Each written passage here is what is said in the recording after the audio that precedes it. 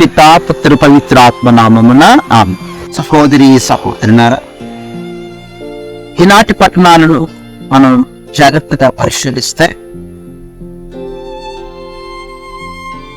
క్రీస్తుని బాధించినటువంటి, క్రీస్తుని హింసించినటువంటి సౌలు మరి ఈరోజు అదే క్రీస్తును పౌలు ఎంతో చక్కగా తన యొక్క జీవితంలోకి స్వీకరించి విశ్వసించి క్రీస్తుని అందించడానికి, క్రీస్తుని ప్రచారం చేయడానికి, క్రీస్తు గురించి నలుగురికి చెప్పటానికి తను ఏమాత్రం కూడా వెనకచ్చి క్రీస్తు ప్రచారాన్ని ఒక్కొక్క ప్రాంతంలో ఎంతో ధైర్యంగా ఆయన చాటి చెప్తున్నటువంటి స్వార్థను, ఆ చాటి చెప్తున్నటువంటి ఆ చక్కటి పట్టణాన్ని ఈరోజు మనం ధ్యానిస్తాం.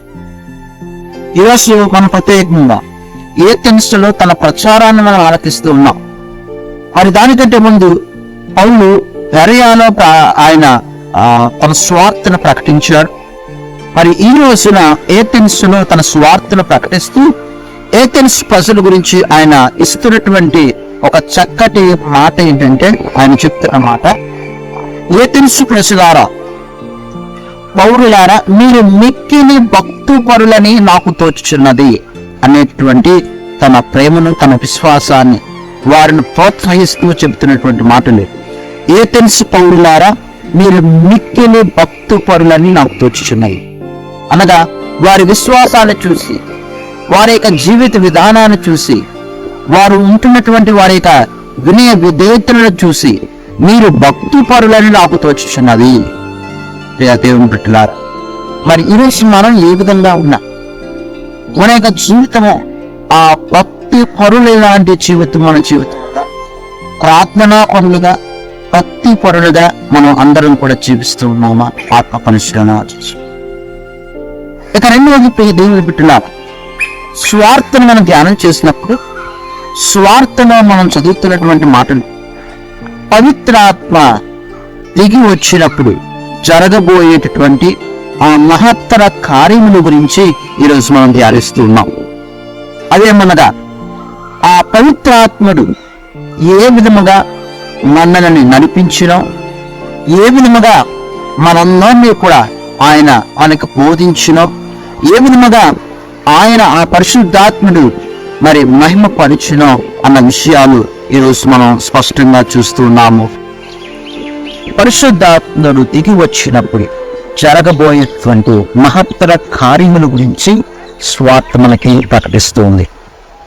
అదేమనగా పరిశుద్ధాత్మ ప్రభు తన శిష్యులను ఏ విధంగా నడిపించబోతూ ఉన్నారు, తన శిష్యులకు ఏ విధంగా బోధించబోతూ ఉన్నారు, తన విజ్ఞానాలను చేకూర్చడానికి ఏ విధంగా బోధిస్తున్నారు, అలాగే మరి దేవుని మహిమపరచడము ఏ విధంగానూ నేర్పించేటువంటి విధానాన్ని ఈరోజు మనం స్వార్థలో వింటున్నాం.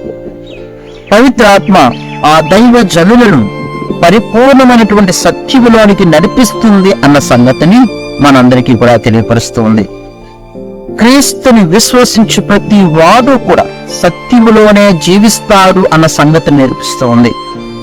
క్రీస్తు బోధించినటువంటి ఆ సత్యములోని ఆ అంత అర్థాన్ని మనందరికీ కూడా తెలియపరుస్తూ ఉంది ప్రియ సహోదరి సహోదరుల. కాబట్టి ఆ పరిశుద్ధాత్ముడు దిగి వచ్చినప్పుడు ఏ విధంగా మనలో ఉన్నటువంటి ఆ అజ్ఞానాన్ని తొలగించి ఆ విజ్ఞాన వివేకాన్ని ఏ విధంగా మనకి ప్రకటిస్తాడో, ఆ విజ్ఞాన వివేకాన్ని మనకి ఏ విధంగా అందిస్తాడో, తెలియపరుస్తాడో ఆ పరిశుద్ధాత్ముడు అనేటువంటి ఈ విషయాలు ఈనాటి స్వార్థను మనం ఆలోచిస్తూ ఉన్నాం. కాబట్టి ప్రియ దేవుని బిడ్డలారా, తన జ్ఞాన వరమును ప్రసాదించి దేవుని బిడ్డలుగా బలమైనటువంటి ఆ విశ్వాసంతో జీవించడానికి ఆ పరిశుద్ధాత్ముడు మనకు సహకరిస్తాడు.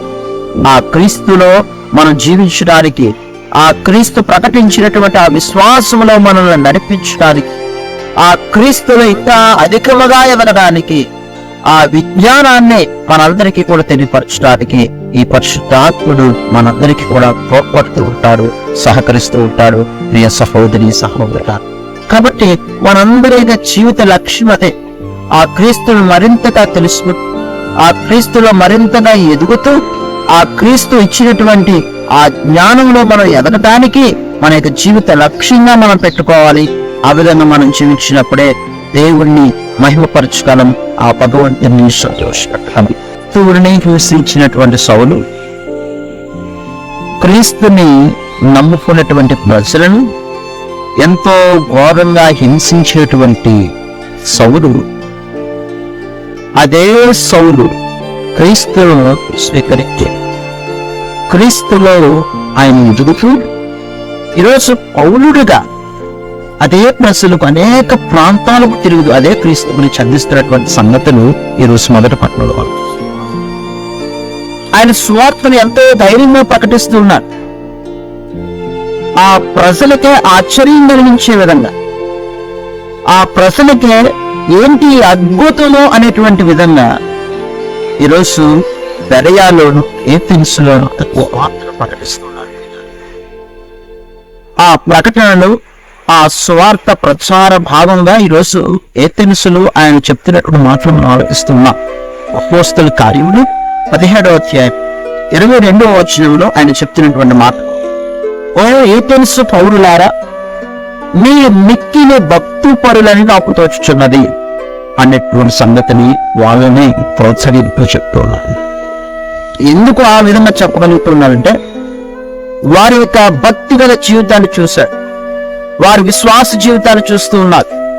వారిలో ఉన్నటువంటి ఆ వినయ విధేయతలు క్రీస్తును ప్రకటిస్తూ ఉన్నప్పుడు వాళ్ళు ఉండేటటువంటి విధానాన్ని చూసి వీరు మిక్కిలి భక్తి పరులని, మంచివారని వాళ్ళందరినీ కూడా ప్రోత్సహిస్తూ ఉన్నారు.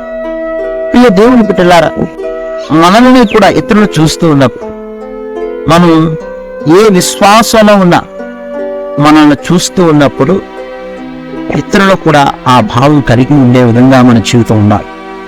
ఈయన భక్తి పరురాలు, వీరి జీవితం చూసి, మన జీవితం చూసి ఇతరులే ఎంతో సంతోషించే విధంగా మన జీవితం ఉండాలి.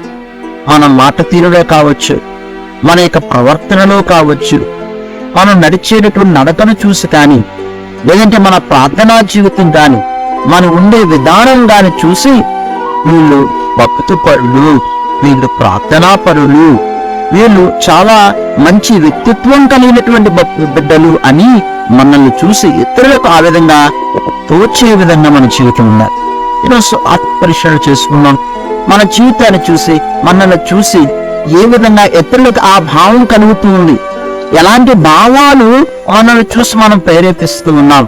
మనల్ని చూసి వీరు చాలా మంచి విశ్వాసులు, చాలా మంచి భక్తి పరులు, చాలా మంచి వ్యక్తిత్వం కలిగినటువంటి వ్యక్తి అనే భావాన్ని మనల్ని చూసి ఇతరులకు మనం అందిస్తున్నామా లేదా అని ఆత్మపరిశీలన చేసుకున్నాం.